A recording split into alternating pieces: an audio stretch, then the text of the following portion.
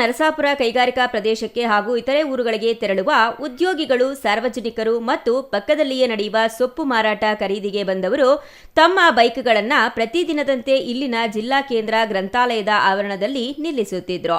ಗುರುವಾರ ಬೆಳಗಿನ ಜಾವ ಸುಮಾರು 6 ಗಂಟೆಗೆ ಏಕಾಏಕಿ ದ್ವಿಚಕ್ರ ವಾಹನವೊಂದರಲ್ಲಿ ಬೆಂಕಿ ಕಾಣಿಸಿಕೊಂಡಿದೆ.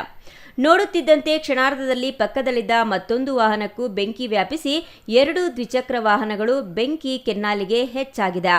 ಸಮೀಪದ ಬುಕ್ ಸ್ಟಾಲ್ಗಳಿಗೆ ದಿನಪತ್ರಿಕೆ ಹಂಚಲು ಬಂದಿದ್ದ ಪತ್ರಿಕೆ ಸರಬರಾಜು ಮಾಡುವ ಹುಡುಗರು ಮತ್ತು ಪತ್ರಕರ್ತರು ತಕ್ಷಣ ಎಚ್ಚೆತ್ತು ಪಕ್ಕದಲ್ಲಿದ್ದ ಇತರೆ ವಾಹನಗಳನ್ನು ಬೇರೆಡೆಗೆ ಸ್ಥಳಾಂತರಿಸಿದ್ರು.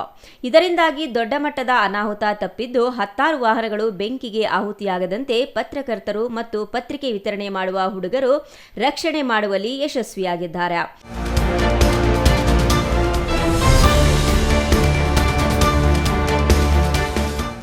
ಘಟನೆ ಕುರಿತು ಪತ್ರಕರ್ತರು ಕೂಡಲೇ ಅಗ್ನಿಶಾಮಕ ದಳಕ್ಕೆ ಮಾಹಿತಿ ನೀಡಿದ್ರು. ತಕ್ಷಣ ಸ್ಥಳಕ್ಕೆ ಆಗಮಿಸಿದ ಅಗ್ನಿಶಾಮಕ ದಳದ ಸಿಬ್ಬಂದಿ ಬೆಂಕಿಯನ್ನ ನಂದಿಸುವಷ್ಟರಲ್ಲಿ 2 ದ್ವಿಚಕ್ರ ವಾಹನಗಳು ಸಂಪೂರ್ಣವಾಗಿ ಸುಟ್ಟು ಭಸ್ಮವಾಗಿದ್ವು.